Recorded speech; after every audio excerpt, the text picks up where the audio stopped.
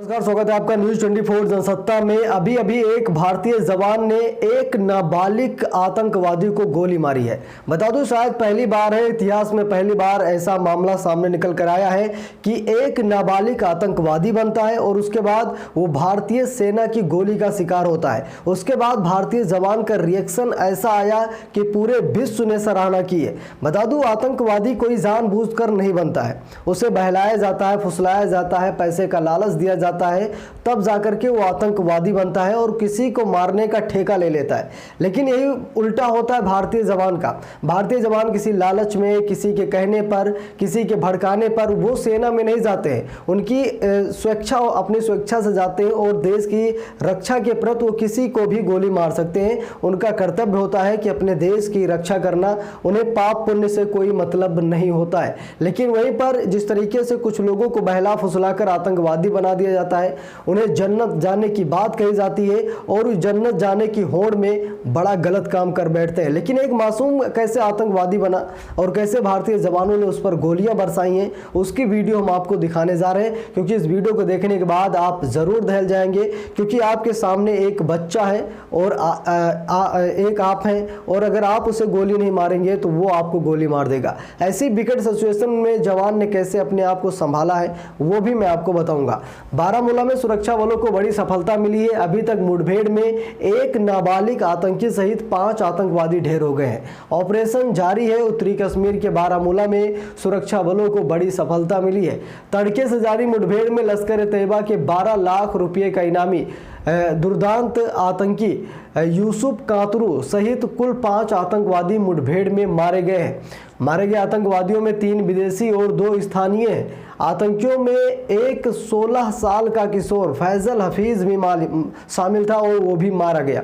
वो बड़गाम के अरिपंथन का रहने वाला था। उसे सरेंडर करवाने का काफ़ी प्रयास भी किया गया, क्योंकि वो नाबालिग था और भारतीय जवान नहीं चाहते थे कि उस नाबालिग के ऊपर हम गोलियां चलाएं, क्योंकि उसकी गलती नहीं थी। शायद कुछ उसके साथ जबरन किया गया हो, उसे बहला फुसला कर, क्योंकि बच्चे हैं साहब, इन्हें क्या पता, लेकिन इन्हें बहला फुसला कर आतंकवादी इस्तेमाल करते हैं। इसीलिए जवानों ने उससे खूब कहा कि वो सरेंडर कर दे, लेकिन शायद उसके साथ जो आतंकवादी थे वो नहीं चाहते थे कि वो बच्चा अपने आप को सरेंडर करे। फिर भारतीय जवानों को मजबूरन गोलियां चलानी पड़ी। बता दूं आपको, उसके परिवार को भी सेना ने बुलाया, लेकिन फैजल ने किसी की बात नहीं सुनी। इसके अलावा वो मारे गए।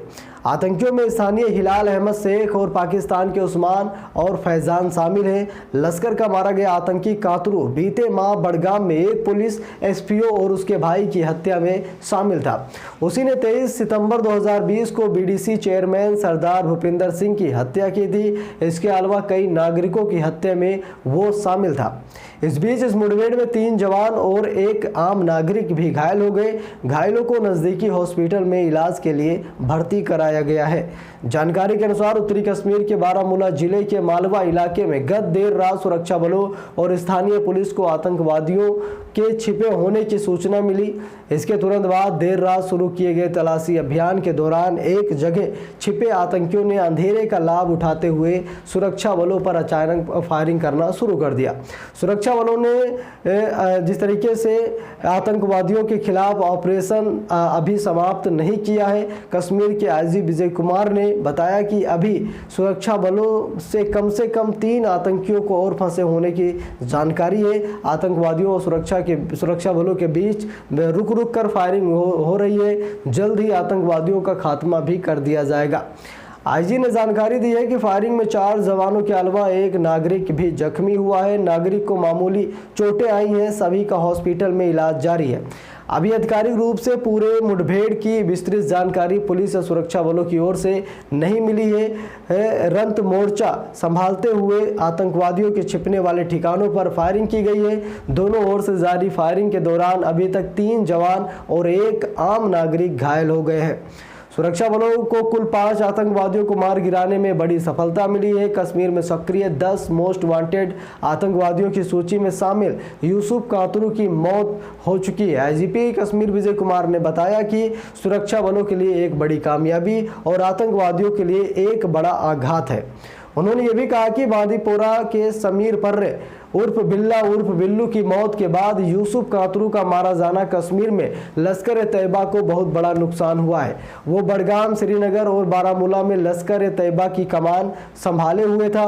बता दें आपको, आगामी बाबा अमरनाथ यात्रा को मद्देनजर रखते हुए कुछ दिन पहले ही आतंकवादियों ने यात्रा में खलल डालने की धमकी दी थी। हालांकि देश विदेश से लाखों की तादाद में आने वाले श्रद्धालुओं की सुरक्षा के लिए प्रदेश भर में सुरक्षा के बेहतर प्रबंध भी किए गए हैं, क्योंकि कश्मीर में अब आतंकवादियों की संख्या नाम मात्र रह गई है और ऐसे में अपनी उपस्थिति दर्ज करवाने और मनोबल बढ़ाने के उद्देश्य से बीच बीच में आतंकी सुरक्षा बलों और आम नागरिकों को निशाना बनाने की नापाक मंसूबों को अंजाम देते हैं।